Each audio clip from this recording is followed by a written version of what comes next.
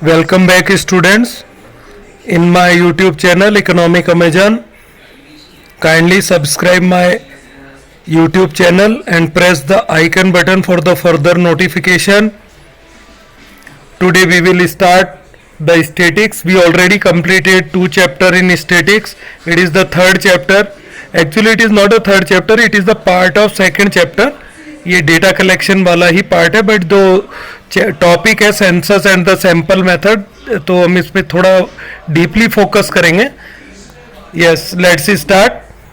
What is the census and sample? देखो, census method है census taken after 10 year. हमारे country में जो जनगणना होती है उसी को सेंसस बोलते हैं. Last census was taken in 2011 and in next year 2021 you will also see the census will take place in our country. The enumerator will come door to door and they will ask various questions and collect the data relating to all the people in our country. And according to 2011 census, India's population was 1.21 crore and it is the second largest population just after China. Now what will in 2021 the position of our country in the matter of population, वो हमें पता चलेगा. Let's start the chapter. और दूसरा इसमें था sample method. Sample method को भी हम देखेंगे, तो चैप्टर स्टार्ट करते हैं. There are 2000 student in college and investigator want to collect the data regarding their family background. He has 2 possible choices. अगर आपके कॉलेज में 2000 स्टूडेंट है और जो इन्वेस्टिगेटर है want to collect the information about all the student, then वो data उनका collect करना चाहता है, देन ही हैव 2 चॉइस. तो उसके बाद 2 चॉइस है. First, he collect information relating to all the 2000 student, तो पूरे 2000 स्टूडेंट की इंफॉर्मेशन को कलेक्ट कर सकता है. Second, he collect information relating to some of the student, sample of student. मतलब वो 2000 स्टूडेंट में से कुछ स्टूडेंट को एज अ सैंपल चुनता है, जो सेम लोकेलिटी में रहते हैं उनमें से किसी एक को ले लिया, तो इस तरीके से वो सैंपलिंग कर सकता है. Who would represent all the 2000 student, तो वो ऐसे स्टूडेंट को चुन लेगा 2000 में से. जैसे उनने पर 2000 में से 200 स्टूडेंट को एज अ सैंपल लिया, उनका डेटा कलेक्ट किया और on the basis of 200 student, data of 200 student, वो टोटल 2000 स्टूडेंट का रिपोर्ट तैयार कर देगा. तो 2 चॉइस है. तो एक हो गया सेंसस मेथड फर्स्ट वाला, दूसरा हो गया sample. In statistics the first approach of the data collection data is called census method. जब वो टोटल 2000 स्टूडेंट से डेटा कलेक्ट करता है तो this method is known as census method. ये सेंसस मेथड हो जाता है अपने पास. And the second approach is called sample method. और दूसरा जो अप्रोच था जिसमें टोटल स्टूडेंट के पास न जाके कुछ स्टूडेंट के पास जाता है, it is called sample approach. The present chapter focus on the comprehensive study of the census and sample method of data collection, beginning with the concept of census and sample techniques. तो पहले हम census और sample techniques के बारे में पढ़ेंगे chapter में. The chapter offer the detailed discussion of the merit and demerits of the 2 techniques. Also various techniques of the sampling are discussed. तो इसमें various जो sampling techniques हैं उसके बारे में हम पढ़ेंगे with the comparative look at their merit and demerit. और इनके साथ इनकी merit और demerits को हम देखेंगे. Let's start concepts of census and sample.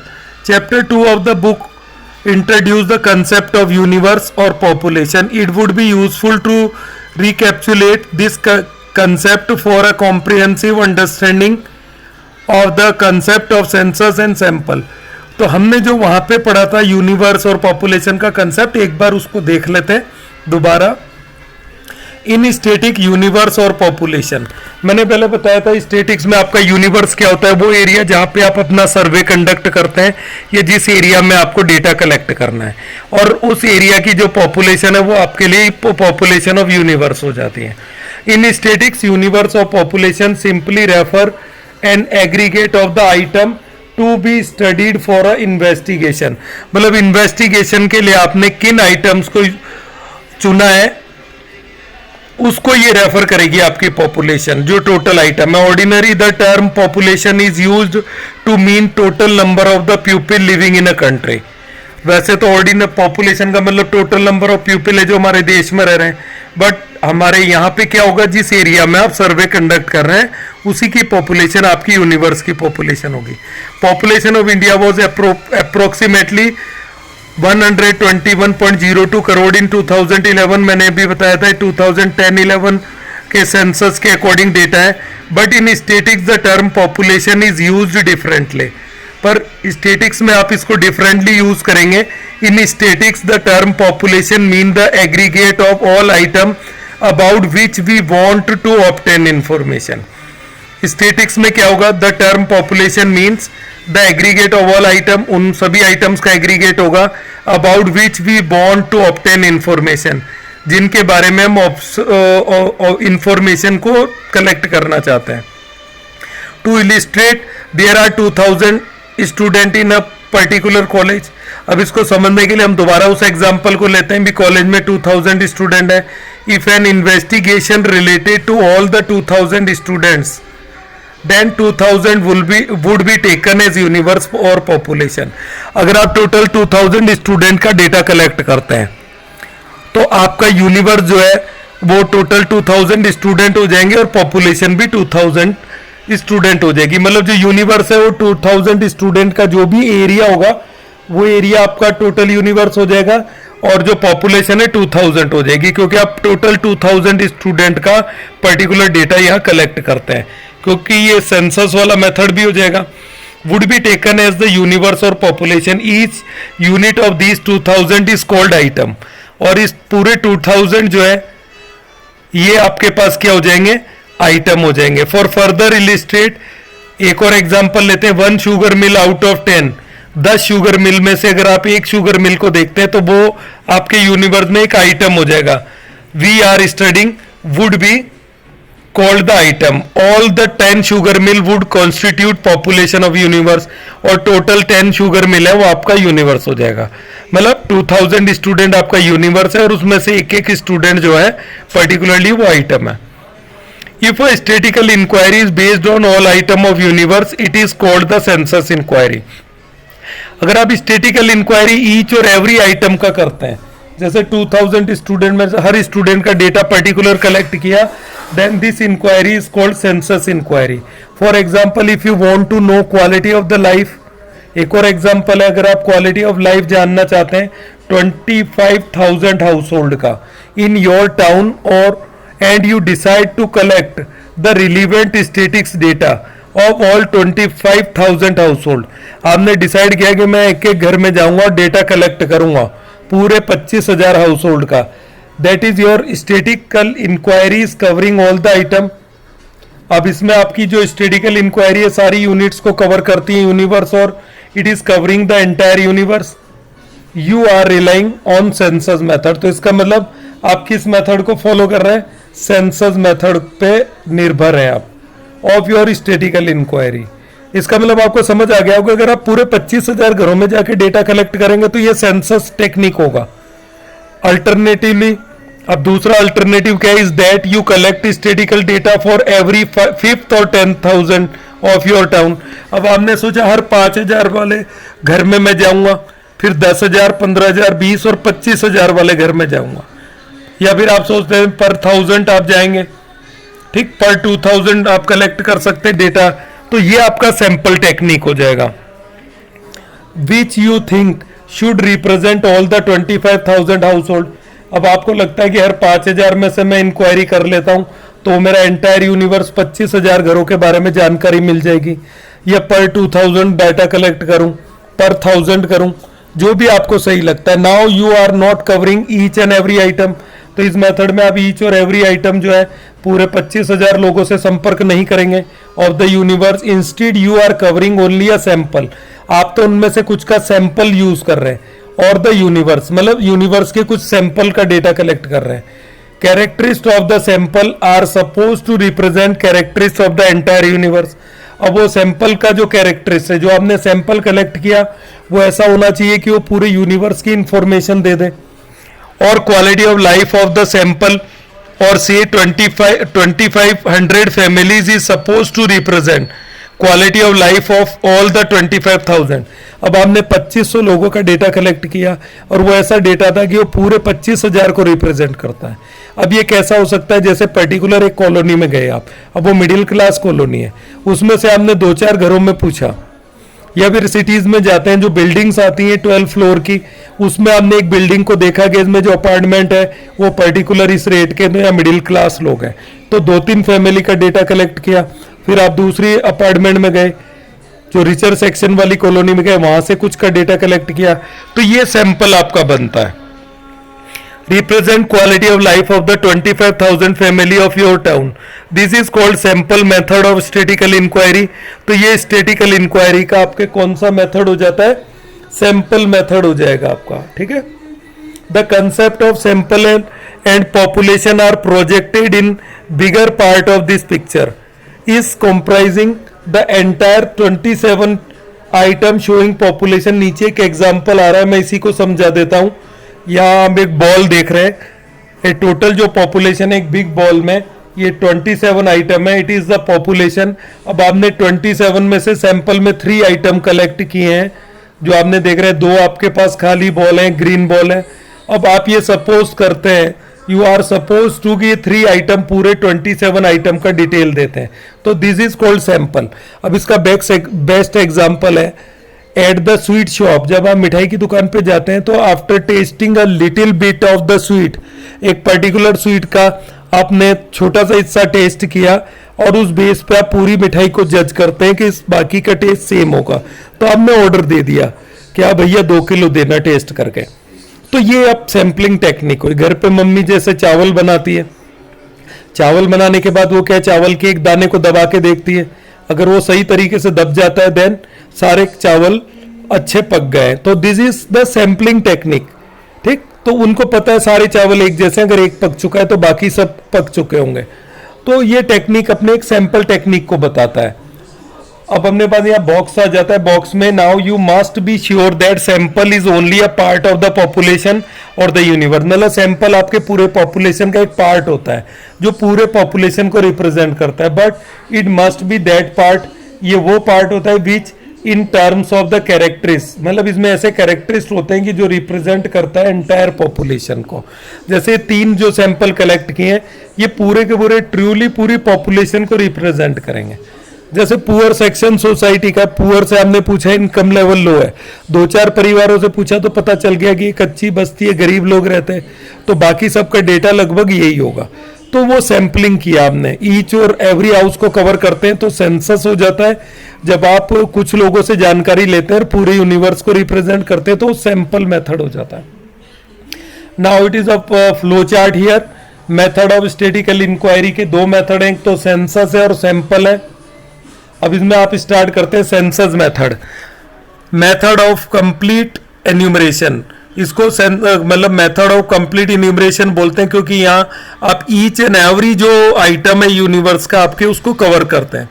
Census method is that method in which data are collected covering entire item of the universe और population relating to the problem under investigation.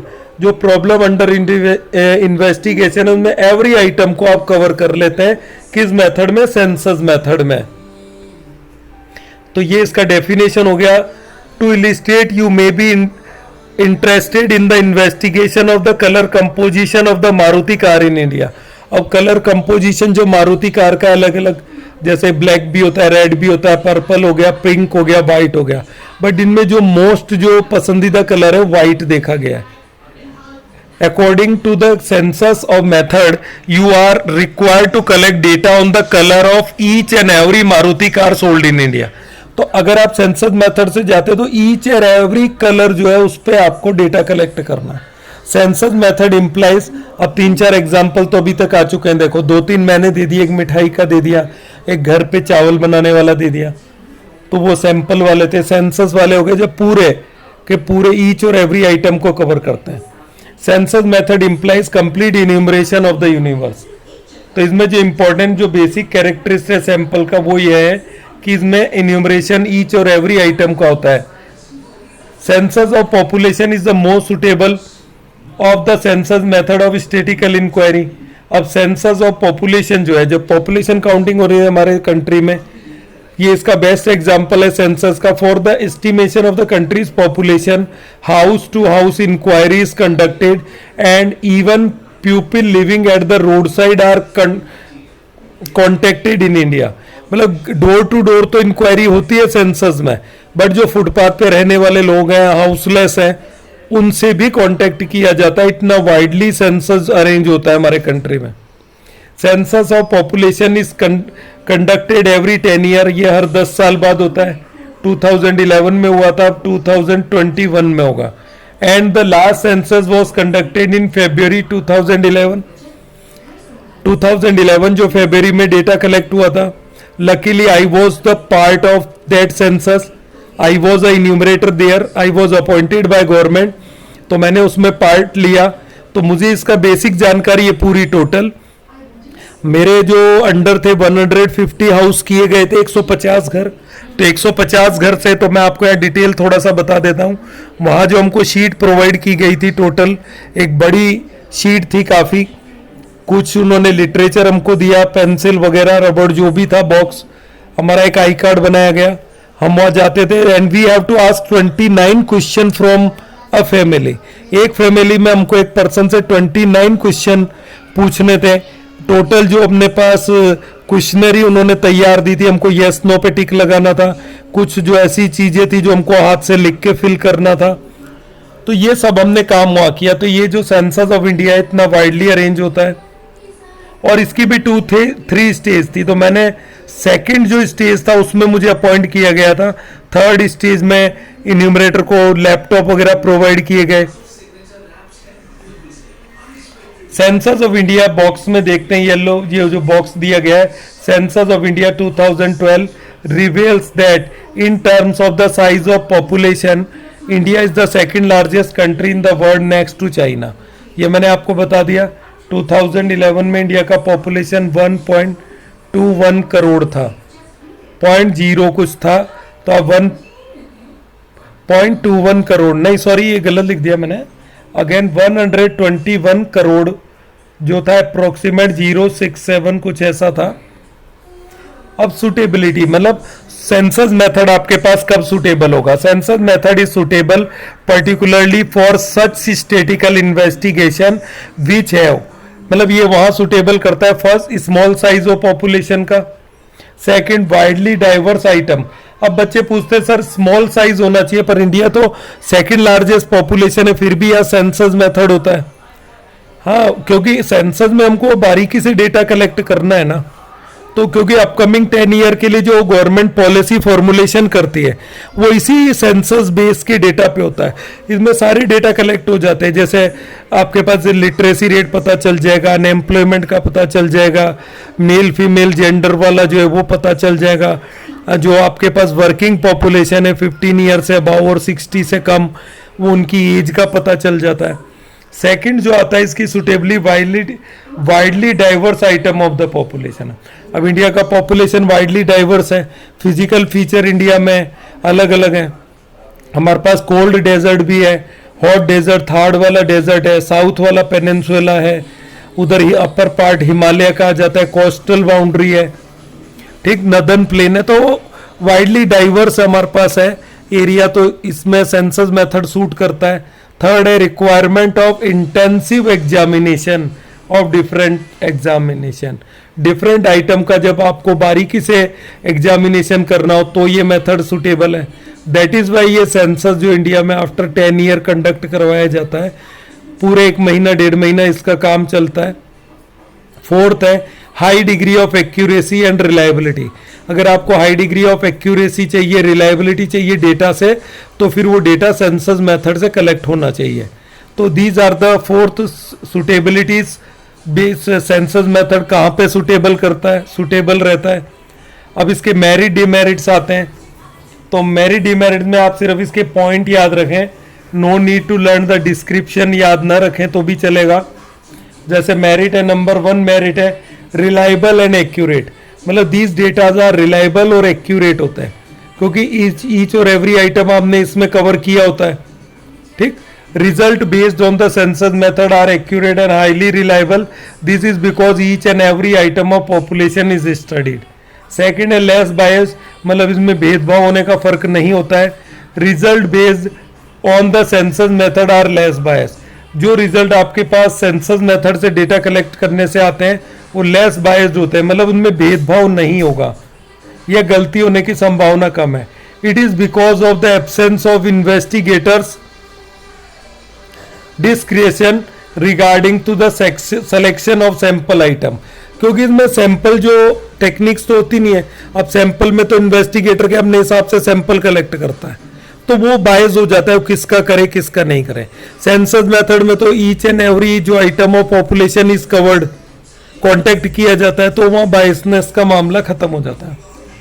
Third आता है extensive information. आपको extensive जानकारी चाहिए. Information collected through the census method is quite exhaustive and therefore more meaningful because all the item of the universe are examined. अब ये जो जानकारी है सेंसस मेथड से कलेक्ट की जाती है, रिलायबल होती है, एग्जॉस्ट होती है, therefore मीनिंगफुल निकलती है. क्योंकि इसमें ईच और एवरी आइटम जो है यूनिवर्स का उसको कवर किया गया. For example population census in India gives extensive information relating to the number of people in the different part of country. अब सेंसस पहला तो नंबर ऑफ पीपल जो है हमारे कंट्री में कितने हैं, कितने लोग एट प्रेजेंट रह रहे हैं हमारे कंट्री में, ये पता चल जाता है. देयर एज सेक्स कंपोजिशन, उनकी एज की जानकारी मिल जाती है. सेक्स मेल फीमेल चाइल्ड ये सब पता चल जाता है. डिपेंडेंसी रेशियो के 15 साल से बच्चे छोटे कितने हैं, 60 ईयर से अबाउ जो ओल्ड एज जो लोग हैं वो कितने हैं. एजुकेशन स्टेटस पता चलेगा, उनका लिटरेसी रेट पता चल जाएगा. करप्शन ऑक्यूपेशन के बारे में पता चल जाएगा कि वो किस तरीके के ऑक्यूपेशन काम करते हैं, प्राइमरी सेकेंडरी टर्सरी सेक्टर में से किस में वो इन्वॉल्व है एंड लाइक ऐसा ही. तो this is the merit of the census method also extensive information. Number 4 आता है study of diverse characters. Census method से जो डाइवर कैरेक्टर्स है इंडिया जैसा डाइवर्स कंट्री, इसकी स्टडी बारीकी से हो जाती है. By using census method one can study diverse characters of the universe. हम जो यूनिवर्स का डाइवर्स कैरेक्टर्स है उसको इजीली स्टडी करते हैं, तो ये भी आपके पास इसका मेरिट हो जाता है. नंबर 5 है study of complex investigation. when item in the universe are of complex nature and it is necessary to study each item. जब डेटा जो आइटम है पॉपुलेशन के वो कॉम्प्लेक्स नेचर के हो जाते हैं, काफ़ी जटिल हो जाते हैं, और it is necessary to study each item. हर आइटम को स्टडी करना जरूरी हो जाता है. Only census method can produce the desired result. तो डिजायर्ड रिजल्ट आपके पास सेंसस मेथड से ही आएंगे, तो इस केस में भी सेंसस मेथड सबसे बेस्ट रहेगा. Data on country's population are collected by this method. तो हमारे कंट्री के जो डेटा हैं वो इस मेथड से कलेक्ट होता है. तो these are the merits of census method. और 6th नंबर मेरिट है indirect investigation. Census method can be successfully used in indirect investigation relating to unemployment and poverty.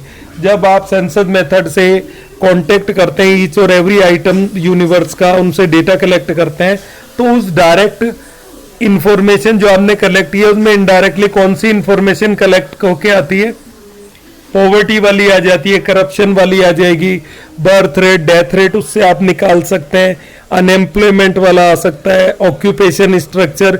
ये जो आपके पास डेटा है जानकारियां ये इनडायरेक्टली आ जाती है. डायरेक्टली आपने इनको कलेक्ट नहीं किया था, पर जैसे हमने सेंसस से ईच और एवरी आइटम का डेटा कलेक्ट किया, तो ये जो डेटा है ये आपके पास इनडायरेक्टली कलेक्ट हो सकते हैं. मतलब आप उस डेटा के बेस पे इनको कैलकुलेट कर सकते हैं. तो ये भी इसका मेरिट हो गया. Now come to the demerit of census method. तो 3 अपने पास डीमेरिट्स हैं. यहाँ अपना सेंसस मेथड पूरा हो जाएगा. पहला है कॉस्टली. अब देखो सेंसस मेथड में बहुत सारे इन्यूमरेटर अपॉइंट करने पड़ते हैं. जब हमने पार्ट लिया था सेंसस 2011 में, तो जो जनवरी था आपके पास 24, 25, 26 रिपब्लिक डे के दिन भी हमको 2 घंटे का म्यूनिसिपल कॉरपोरेशन में बुला के ट्रेनिंग दिया गया, लिटरेचर प्रोवाइड किया गया, और 1 फेब से हमको फील्ड में जाना था और डेटा कलेक्ट करना था. और ऐसे खूब सारे ऑल ओवर द कंट्री इतने न्यूमरेटर होते हैं। मुझे अभी भी याद है उस टाइम जो मुझे गवर्नमेंट ने पे किया था 10,000 रुपीज पे किया, तो एक इन्यूमरेटर पे 10,000 मतलब कितने नंबर ऑफ जो इन्यूमरेटर थे अपॉइंट किए गए थे, क्योंकि मेरे इससे तो सिर्फ 150 हाउस दिए। तो census method is very costly and is therefore generally not use for ordinary investigation. इसको ऑर्डिनरी इन्वेस्टिगेशन में तो यूज नहीं किया जाता है। ओनली द गवर्नमेंट और some big institution can afford to use this method. तो गवर्नमेंट ही कंडक्ट करवाता है सेंसस को, क्योंकि काफी कॉस्टली है, और कोई बिग इंस्टीट्यूट हो वो करवा सकता है, and that too for specific purpose only. तो इट इज द डिमेरिट के मेथड काफी कॉस्टली है। सेकंड डिमेरिट है लार्ज मैन पावर। जैसा अभी मैंने बताया ट्रेंड इन्यूमरेटर चाहिए, नंबर काफी ज्यादा नंबर में। Census method require large man power enumerator. Training of the large number of enumerator become essential. उनकी ट्रेनिंग एसेंशियल हो जाती है, which is very difficult process. ये भी डिफिकल्ट प्रोसेस है काफी, पहले कॉस्ट ज्यादा होती है। थर्ड है not suitable for large investigations. जब इन्वेस्टिगेशन का एरिया आपका लार्ज होता है तो सेंसस मेथड ज्यादातर जगह सुटेबल नहीं है। It is the demerit. If the universe comprise a large number of items, then it may not be possible to cover each and every item. Census method become particularly inoperative in such situation. इस situations में जो census method है इसको आप operate नहीं कर सकते हैं। तो these are the demerits और merit। census method अपना complete होता है। Yes student, now after studying the census method with its merit, demerit, suitability, next point is sample method. And what is the sample? अब sample का मतलब क्या होता है? Not covering all the item of the population. अगर आप हमने Sarves area की टोटल पॉपुलेशन के हर आइटम को अटेंड नहीं कर सकते हैं, कवर नहीं कर सकते, then the what is the alternative method? Then alternative method is sampling. तो आप उसमें से सैम्पलिंग कर सकते हैं। What is sampling? Let's see. Sample method is that method in which data is collected about the sample on a group of item taken from the population of examination and conclusions are drawn on their basis. तो इसमें से आपको कुछ sample लेने होते हैं। अब ये सैंपल कैसे लेना है, एग्जाम्पल काफी मैंने पहले दे दिए आपको। देन जस्ट लाइक अगर आपको चावल लेना है तो आप बोलते ना भैया चावल दिखाओ, तो थोड़े से दिखाता आप हाथ में लेके देखते हैं, अब वो सैंपल होता है, इनफ क्वांटिटी। बट उस on the base of this sample you can जज the quality of rice. Then you can order कि भैया 1 किलो देना, 2 किलो देना। तो it is the day to day जो है हमारा प्रैक्टिस है। इन वेजिटेबल मार्केट हम कुछ सब्जियों को देखते हैं फॉर अ सैंपल, फिर ऑर्डर करते हैं। यस, तो सैंपलिंग मतलब not covering all the item of the population. अब अपने अकॉर्डिंग अब सैंपल जो सर्वे करता है न्यूमरेटर उसको डिसाइड करना होता है। मिठाई की दुकान पे आप थोड़ी सी मिठाई टेस्ट करके जज कर लेते हैं, वो भी सैंपल है। Sample method is widely used in our day to day life. जैसा मैंने बताया डे टू डे लाइफ है, हम डेली कुछ ना कुछ सैंपलिंग करते हैं। A ladies in the kitchen for example test only a grain और a 2 of the rice to know whether the rice is boiled और नॉट। घर में मम्मी जो है किचन में देखती होगी, मम्मी है या आपकी दीदी है, चावल जब बॉयल होते हैं तो 1 या 2 दानों को थोड़ा सा दबा के देखती हैं। अगर वो सही प्रेस हो रहे हैं, गल गए, बॉयल हो गए, देन दे बिलीव दैट वो पूरे ही हो गए होंगे। ठीक, दिस इज सैम्पलिंग। ये आपके पास सैम्पलिंग है। या आपके पास गेस्ट आते हैं इंपॉर्टेंट और आपने चाय बनाई तो आप थोड़ा सा 2-3 ड्रॉप जो है चाय की 1-2 सिप लेके पहले उसको टेस्ट कर लेते हैं, क्या उसमें सही सब कुछ सही है जो आपने डाला है, चीनी कम तो नहीं है, ज़्यादा तो नहीं है। तो ये क्या एग्जाम्पल है डे टू डे लाइफ के सैम्पलिंग के। Bye examining only a few drop of blood. एक और अच्छा एग्जाम्पल है हमारा जो ब्लड है, ग्रुप ब्लड है, डॉक्टर थोड़ा सा ब्लड लेता है, उससे हमारी ब्लड रिपोर्ट वो दे देता है। This is also a sampling. ठीक, a doctor determine the blood group of a person या फिर अदर कोई डिजीज। अब सुटेबिलिटीज क्या है? Sample method is particularly suitable when first है इसका the size of population is very large. जब पॉपुलेशन का साइज बहुत लार्ज होता है तो सैंपलिंग वाला मेथड आप अडेप्ट करेंगे। Second, very high degree of accuracy is not needed. जब आपको ज़्यादा हाई डिग्री एक्यूरेसी की आवश्यकता नहीं हो तब ये सुटेबल होगा। Third, intensive examination of diverse item is not required. Intensive examination मतलब गहराई से जांच नहीं करनी है, तब ये जो मेथड है ये मेथड सैम्पलिंग मेथड सही रहेगा। Fourth, when different unit of the universe are broadly similar to each other, और जब यूनिट जो है सभी एक तरीके की होती है, जैसे आप एक कच्ची बस्ती में गए तो जो उनका लिविंग स्टैंडर्ड है of all the people are same there, so you can collect some of the sample, उनमें से कुछ परिवारों से आप बात कर ले, देन यू कैन इजीली जज the living standard of other people.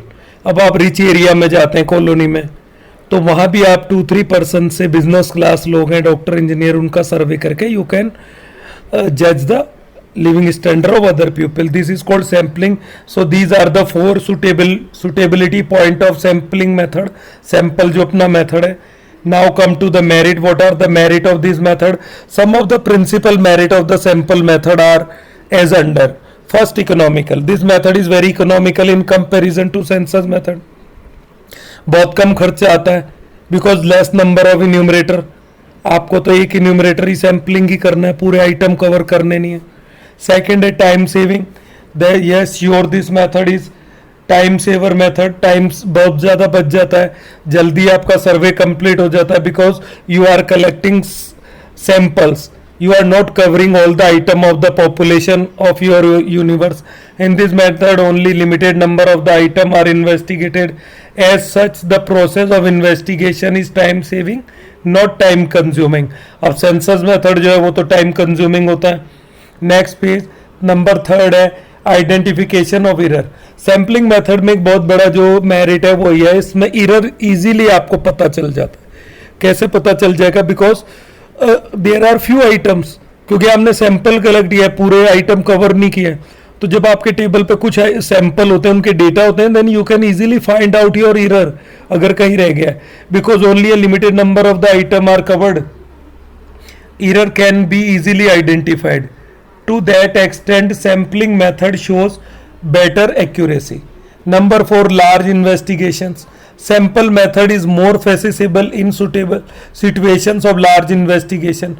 जब investigation का criteria area बहुत लंबा चौड़ा है, then this method is most suitable. बहुत जल्दी हो जाता है, कम खर्चे में हो जाता है, error आसानी से फाइंड हो जाती है। Sample method is more feasible in the situation of large investigation than the census method which generally involves unaffordable cost. तो दूसरे जो मेथड है सेंसस मेथड है वो अनअफोर्डेबल होता है, उसको तो गवर्नमेंट वगैरह या कोई रिच ऑर्गेनाइजेशन ही कंडक्ट करवा सकता है। Number 5, administrative convenience. एडमिनिस्ट्रेशन के लिए कन्वीनियंस रहता है, सुविधा रहती है। You can easily administrate because there are sample, not all the item of population. There is an administrative convenience in handling a limited number of item. Limited data होंगे तो उनको हैंडल करना आसान रहता है। More capable and efficient investigator can be appointed. अब जब आपको कम इन्वेस्टिगेटर चाहिए तो उनमें एक्सपीरियंस जो है, एफिशिएंट है, कैपेबल इन्वेस्टिगेटर आप अपॉइंट कर सकते हैं। Number 6, more scientific. This method is surely a more scientific in comparison to census. According to R. Fisher, sample method is more scientific. ये ज़्यादा scientific है because the sample data can be conveniently investigated for various angle. अब क्योंकि ये sample होते हैं, number इनका कम होता है, तो आप इनको various angle अलग अलग तरीके से इनकी जांच पड़ताल कर सकते हैं। ठीक, these are the 6 merit of the sample method. Now come to the demerits. मैंने बताया था आपको सिर्फ इसी में ये जो ब्राउन पॉइंट दिख रहा है आपको, जिसको मैं अंडरलाइन करता हूँ, मेरिट डिमेरिट में आप इसी को याद कर लें, काफ़ी है। बाकी जो मैटर है वो आप खुद भी लिख सकते हैं। डिमेरिट्स है partial. It is only a partial investigation of the universe. ये एक पार्शियल इन्वेस्टिगेशन है कि आपने सभी को तो कवर किया नहीं है। The investigators bias in the selection of the sample is not ruled out. मतलब अगर आप एज ए इन्वेस्टिगेटर जब आप सैंपल कलेक्ट करते हैं तो मे बी आपसे गलती हो जाए, आपने गलत सैंपल को कलेक्ट कर लिया, on the base of sample आपने पूरे एरिया का एक कंक्लूजन निकाल दिया, तो ये तो चांस रहेगा, इसको आप रूल्ड आउट हटा नहीं सकते हैं। Accordingly the result may be biased as well, तो रिजल्ट जो है भेदभावपूर्ण हो जाएंगे आपके। ठीक, तो ये फर्स्ट इसका डिमेरिट है। तो every method have a merit and as well as demerits. Number second, wrong conclusion. If there is error या biasness in the collection of sample, then conclusion will be wrong. If the selected sample does not represent the characteristics of universe, the study may ends up with wrong conclusion. तो study wrong conclusion पे खत्म होगा. Number third है difficulty in selecting representative sample. अब representative sample मतलब ऐसा sample select करना which represent whole the universe, whole the item in true sense, then it is really a difficult task कि ऐसा सैंपल चुने. It is not very easy to select a sample which would represent the characteristics of the entire population, क्योंकि हर sample में homogeneous नहीं होंगे data, homogeneous item नहीं होंगे. तो if there are some difference, अब जैसे आप कच्ची बस्ती में गए, गरीब बस्ती में, तो लिविंग स्टैंडर्ड उसका स्लाइटली डिफरेंट होगा.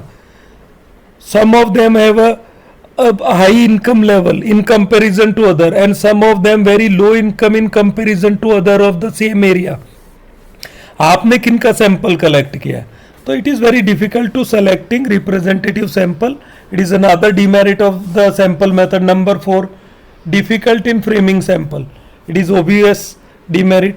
It is very difficult to choose the appropriate sample which represent whole the universe. Sometimes the universe may be so diverse. कई बार यूनिवर्स इतना डाइवर्स होता है that it become difficult to frame sample. कि वो sample को frame करना, जैसे class में काफ़ी 40 दे, if there are 40 student in 11th commerce, then you have to conclude the result of the 11th on the basis of sample of some student. तो हमने कुछ बच्चों का सैंपल लिया, कुछ बच्चों को बुलाया, उनकी रिपोर्ट कार्ड देख के you can't represent the result of whole the class. Maybe वो 4 बच्चे कमजोर हों, कुछ इंटेलिजेंट हो. अब इंटेलिजेंट बच्चे के बेस पे आप ये नहीं कह सकते पूरी 11th कॉमर्स इंटेलिजेंट है, या फिर कोई एवरेज बच्चा है उससे कहते हैं पूरी क्लास एवरेज है. So it is difficult in framing the sample. It is another demerit. The next and fifth and the last demerit is specialized knowledge. So if you are investigator and you are going to collect the sample, then you must be specialized in knowledge how to collect the sample and what is the use of the sample and what is the importance of your study. Sampling involves a set of technical procedure. One must have the technical knowledge of the choosing a representative sample from the universe.